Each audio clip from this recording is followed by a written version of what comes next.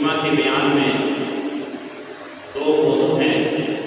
پہلا موضوع حضرت ابراہیم علیہ السلام کی دعائیں ان پر مشتمل ہے، اور دوسرا موضوع ہے قربانی کی فضیلت اور قربانی کے احکام و مسائل کے حوالے سے۔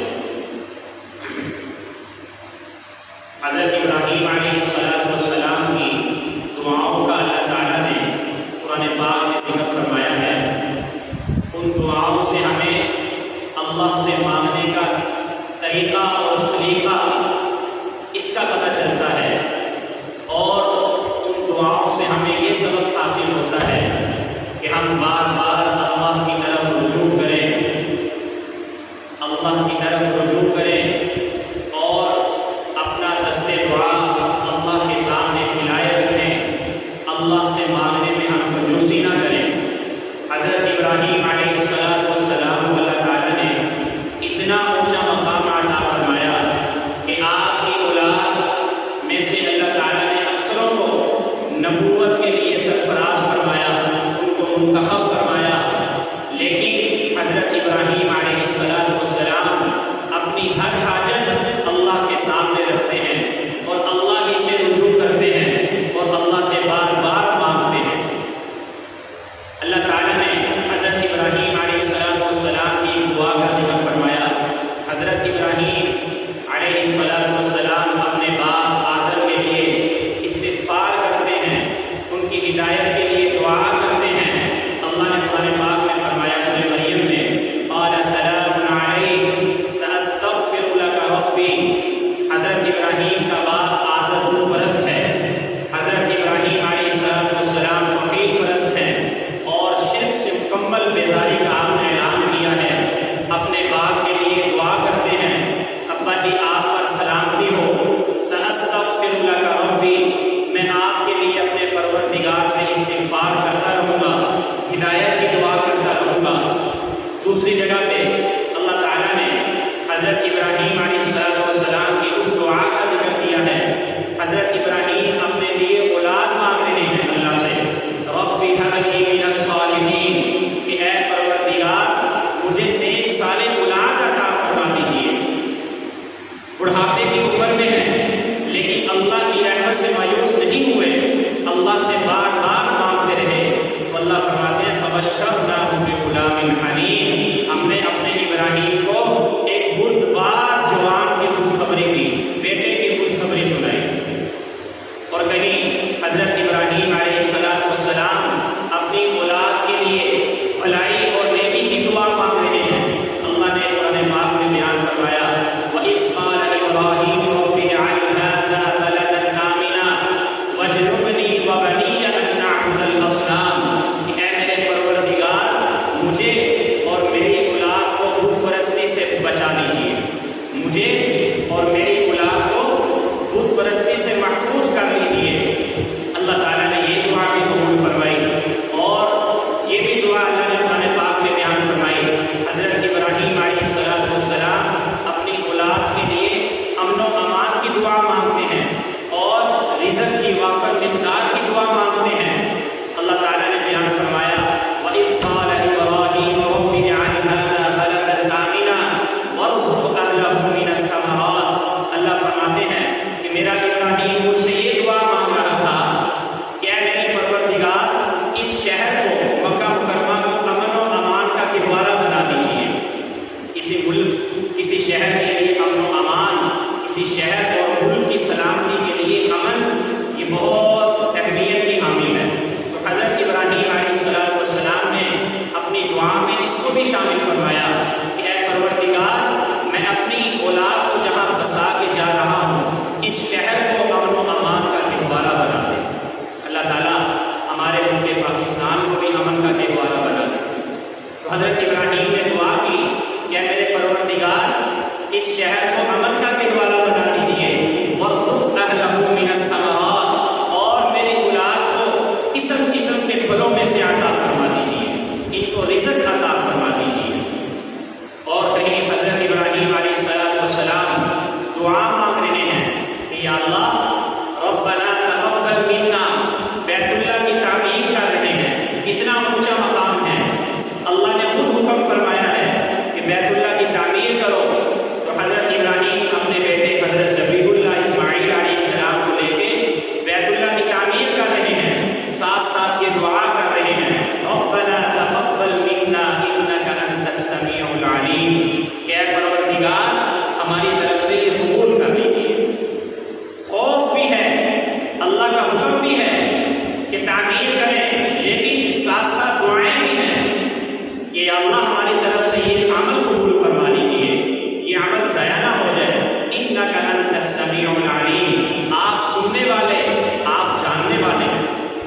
اور کہیں حضرت ابراہیم علیہ السلام یہ دعا کرتے ہوئے نظر آتے ہیں، ربنا وجعلنا مسلمین لک ومن ذریتنا، کہ اے میرے پروردگار مجھے اور میری اولاد کو اپنا فرما بردار بنا دیجیے۔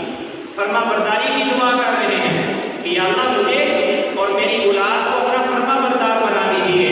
رب اغفر لی، مجھے معاف کر دیجیے۔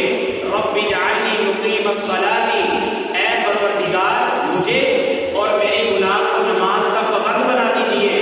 وتقبل دعا، اور میری دعا قبول کر لیجیے۔ رب اغفر لی، مجھے معاف کر دیجیے۔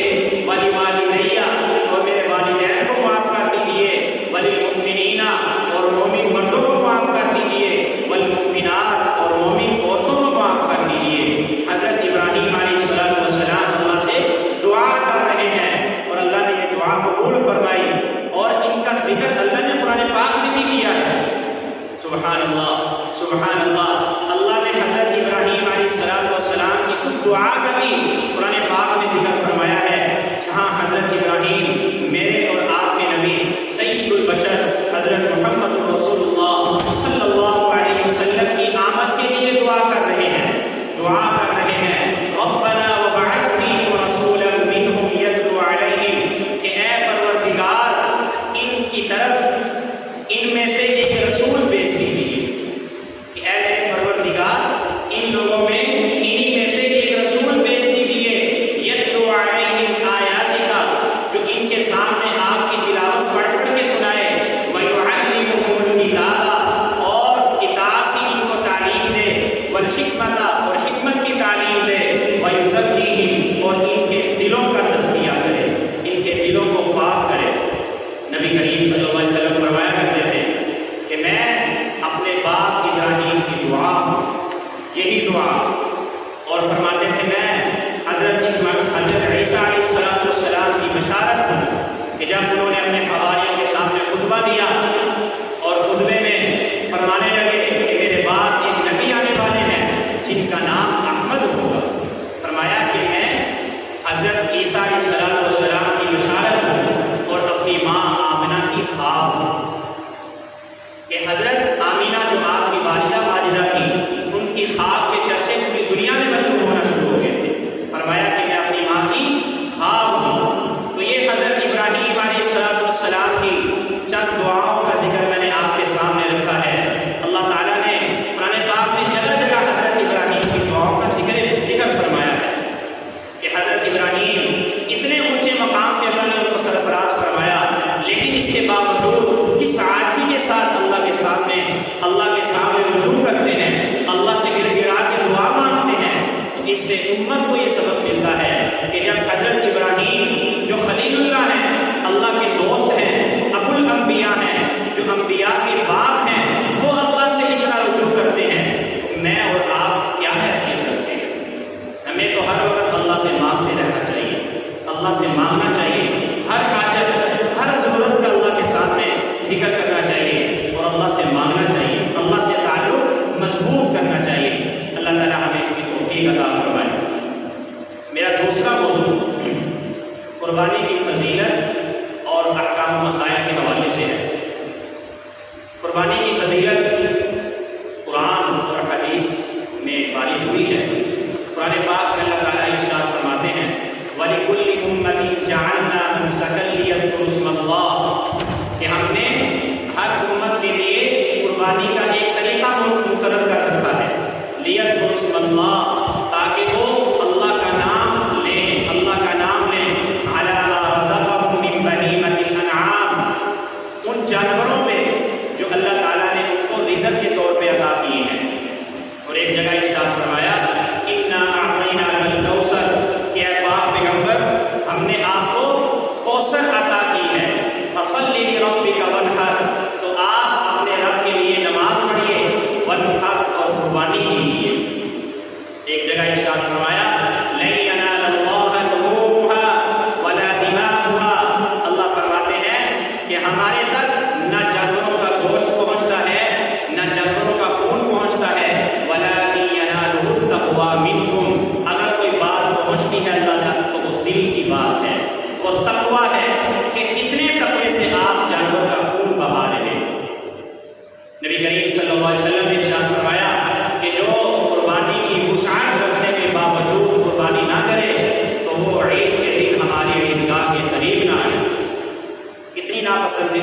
ناپسندیدگی کا اظہار فرمایا کہ اگر قربانی کی وسعت ہے لیکن پھر بھی قربانی نہیں کرتا وہ ہماری مسجد کے قریب نہ آئے، ہماری عیدگاہ کے قریب نہ آئے۔ نبی کریم صلی اللہ علیہ وسلم 10 سال مدینہ منورہ میں قیام فرما رہے تو 10 سال ہی قربانی کی آپ صلی اللہ علیہ وسلم، 10 سال قربانی کی۔ کوئی ایسا سال نہیں آیا جس میں قربانی نہ کی ہو، بلکہ اپنی امت کی طرف سے بھی کرتے تھے، ایک جانور اپنی طرف سے اور ایک جانور اپنی امت کی طرف سے بھی قربان کیا ہے۔ سبحان اللہ، کتنی فکر تھی اور کتنی محبت تھی اپنی امت سے۔ تو قربانی کی فضیلت بہت زیادہ باری ہوئی ہے۔ ایک حدیث میں آپ صلی اللہ علیہ وسلم نے ارشاد فرمایا کہ قربانی کے دنوں میں اللہ کے نزدیک قربانی کے عمل سے بڑھ کر کوئی عمل نہیں ہے۔ سب سے محبوب عمل قربانی کے دنوں میں اللہ کے ہاں قربانی ہے، جانور کا خون بہانا ہے، حلال جانور کا خون بہانا ہے۔ اور آپ نے ارشاد فرمایا کہ جانور کے ہر بال کے بدلے میں ایک نیکی ملتی ہے، ہر بال کے بدلے میں ایک نیکی ملتی ہے۔ ایک جانور کے جسم میں کتنے بال ہوتے ہیں اسے کوئی شمار نہیں کر سکتا۔ اللہ تعالیٰ نے کتنا اجر و ثواب رکھا ہے۔ اور ارشاد فرمایا نبی کریم صلی اللہ علیہ وسلم نے کہ قیامت کے دن قربانی کرنے والا اپنے جانور کو اس کے خون اور اس کے سینگ اور اس کے گوبر وغیرہ کے ساتھ لائے گا اور یہ اس کے پلڑے کو بھاری کرے گا۔ اور آپ نے ارشاد فرمایا کہ جانور کا خون زمین پر گرنے سے پہلے ہی اللہ تعالیٰ اس کو اپنے ہاتھوں میں فرما لیتے ہیں کہ جانور کا خون زمین میں گرا نہیں ہے لیکن اللہ پہلے ہی اسے قبول فرما لیتے ہیں۔ اتنا اللہ کے ہاں یہ اجر و ثواب والا عمل ہے۔ تو یہ ایسا عمل ہے کہ اس عمل سے، اس فضیلت والے عمل سے کوئی بھی شخص محروم نہیں رہنا چاہیے۔ بالخصوص جو قربانی کی وسعت رکھتا ہے اور صاحب نصاب ہے اسے تو لازمی طور پہ قربانی کرنی چاہیے، لیکن اگر کوئی غریب شخص ہے وہ بھی کر لیتا ہے تو بڑا ثواب کا عمل ہے، کرنا چاہیے۔ اور قربانی کے یہی تو 3 دن ہیں، صرف 10 ذی الحج، 11 اور 12 ذی الحج۔ یہ ایسا عمل ہے کہ صرف ہم ان 3 دنوں میں سارا سال میں سے کر سکتے ہیں، کسی اور دن میں نہیں کر سکتے۔ تو غنیمت سمجھتے ہوئے ہر مسلمان کو کوشش کرنی چاہیے کہ اس نیک عمل سے محروم نہ رہ جائے۔ تو یہ قربانی کی فضیلت ہے۔ قربانی کے اہم مسائل کیا ہیں؟ سب سے پہلے قربانی کون سا شخص کرے گا، کس پر واجب ہے؟ تو قربانی صاحب نصاب جو آدمی ہے اس پر واجب ہے، جس پہ صدقۃ الفطر واجب ہے، جس پہ زکوٰۃ واجب ہے، اس پہ قربانی واجب ہے۔ تو 5 اموال ہیں۔ پہلا ہے کہ 7.5 تولہ سونا ہو یا 52 تولہ چاندی ہو، یا اس کے پاس مال تجارت ہو، یا اس کے پاس چوتھے نمبر پہ نقدی ہو، یا 5ویں نمبر پہ ضرورت سے زائد سامان ہو۔ تو اگر ان 5 اموال کا مجموعہ اکٹھا کیا جائے تو 52.5 تولہ چاندی کی قیمت کے برابر پہنچ جائے تو اس شخص پہ قربانی واجب ہے، اگرچہ سال نہ گزرا ہو۔ سال گزرنا ضروری نہیں ہے، زکوٰۃ واجب ہونے کے لیے اس مال میں 1 سال گزرنا ضروری ہوتا ہے، تو ایسے مال پہ ضروری ہے۔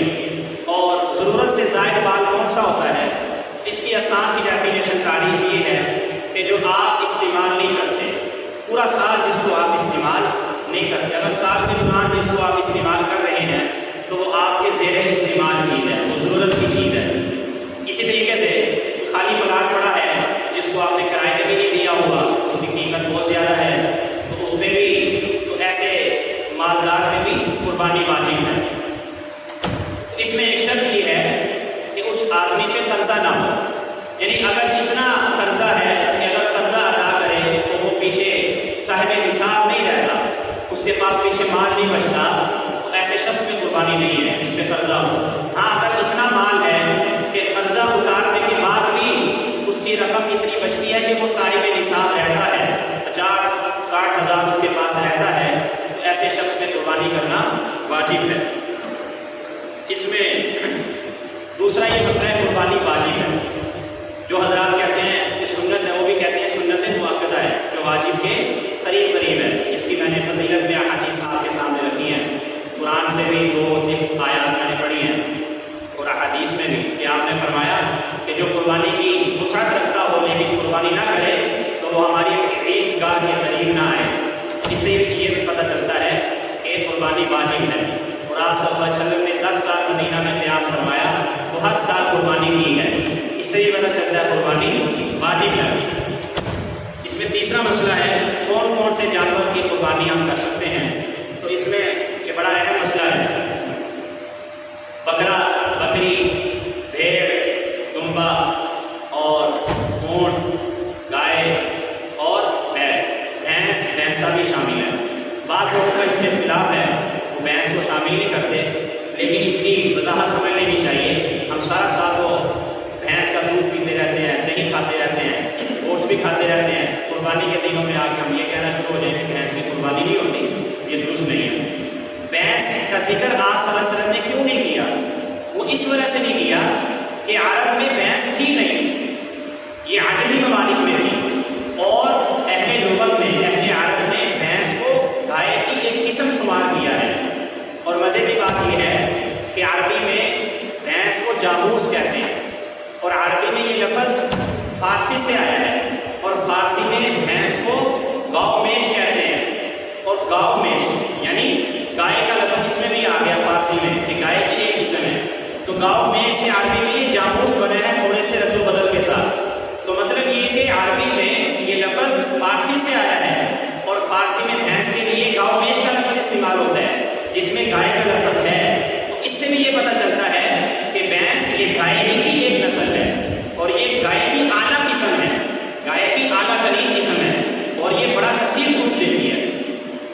تو یہ گائے کی قسم میں اس کو شامل کیا ہے علماء حضرات نے، اور جمہور علماء اس کو اس میں گائے ہی میں شامل کرتے ہیں، اور بھینس کی قربانی میں اس کو کہتے ہیں کہ اس میں کوئی حرج نہیں ہے، یہ جائز ہے، جیسے گائے کی، بیل کی قربانی جائز ہے، بھینس کی اور بھینسے کی بھی قربانی بلا کراہت جائز ہے۔ اس میں عمر کی حد کیا ہے، عمر کیا ہونی چاہیے؟ تو عمر اس میں اصل ہے، جو بکری ہے، بکرا ہے، اس میں 1 سال ہونا چاہیے، لیکن اگر جو بھیڑ ہے وہ 6 ماہ کا ہے، دیکھنے میں وہ 1 سال کا لگتا ہے، اس کی بھی قربانی ٹھیک ہے۔ اور اسی طریقے سے گائے، بیل، بھینس اور بھینسے میں اس کی عمر 2 سال ہونی چاہیے، کم از کم اس کی عمر 2 سال ہونی چاہیے۔ اونٹ میں کم از کم عمر 5 سال ہے، کہ 5 سال سے کم عمر والا جو اونٹ ہے اس کی قربانی جائز نہیں ہے۔ تو عمر کا یہ حساب ہے۔ چوتھا مسئلہ اس میں عائب دار جانور کے حوالے سے ہے کہ کون سا ایسا عائب ہے جس کو جانور میں شمار کیا جاتا ہے۔ اگر جانور اندھا ہے، یا جانور کی ایک آنکھ کی بینائی نہیں ہے، یا بینائی آدھے سے زیادہ، آدھی یا آدھے سے زیادہ چلی گئی ہے، تو اس کو عیب شمار کیا جاتا ہے، تو ایسے جانور کی قربانی ٹھیک نہیں ہے۔ اگر آدھے سے کم ہے، ایک آنکھ کی بینائی آدھے سے کم گئی ہے، آدھی نہیں ہے، آدھے سے زیادہ نہیں ہے، یعنی زیادہ ہے تھوڑی سی کم ہے، تو ایسے جانور کی قربانی ٹھیک ہے۔ اسی طریقے سے اگر اس کا کان کٹا ہوا ہے، اگر آدھا کان کٹا ہے یا آدھے سے زیادہ کٹا ہے تو یہ عیب ہے، ایسے جانور کی قربانی درست نہیں ہے۔ آدھے سے کم کٹا ہے تو ایسے جانور کی قربانی درست ہے۔ اور اسی طریقے سے اگر جانور کے پیدائشی کان نہیں ہے تو کان نہ ہونا یہ عیب ہے، تو ایسے جانور کی قربانی درست نہیں ہے۔ لیکن اگر کان چھوٹے چھوٹے ہیں کوئی مسئلہ نہیں ہے۔ اسی طریقے سے اگر جانور کی دھن کٹی ہے، اگر آدھے سے کم کٹی ہے تو کوئی مسئلہ نہیں، اگر آدھی دھن کٹ گئی ہے یا زیادہ کٹ گئی ہے تو ایسے جانور کی قربانی درست نہیں ہے۔ اسی طریقے سے اگر جانور کی پیدائشی سینگ ہی نہیں ہے تو سینگ نہ ہونا یہ ایک عیب نہیں ہے، تو جب عیب نہیں ہے تو قربانی درست ہے۔ اور اگر سینگ تھے ٹوٹ گئے ہیں تو ایسے جانور کی بھی قربانی درست ہے، لیکن اگر جڑ سے ہی اکھڑ گئے ہیں، ایسا گہرا زخم لگا ہے، تو اگر جڑ سے اکھڑ گئے ہیں تو پھر اس جانور کی قربانی درست نہیں ہے۔ اسی طریقے سے آپ نے جانور خریدا ہے اور صحیح سالم تھا، جانور کو گاڑی پہ چڑھاتے اتارتے ہوئے یا گھر میں لانے کے بعد میں اس میں ان عیبوں میں سے کوئی عیب پیدا ہو گیا ہے، تو اب اس جانور کی آپ قربانی نہیں کریں گے، بلکہ اس کو ذبح کریں، خود بھی کھائیں اور دوسروں کو کھلائیں۔ اگر آپ مالدار ہیں تو پھر آپ دوسرا جانور خرید کے ذبح کریں، غریب ہیں تو پھر آپ رہنے دیں۔ لیکن اگر آپ ذبح کرنے لگے ہیں، ذبح کرتے ہوئے جب آپ لٹانے لگے، ذبح کرنے کا جب آپ نے عمل شروع کیا ہے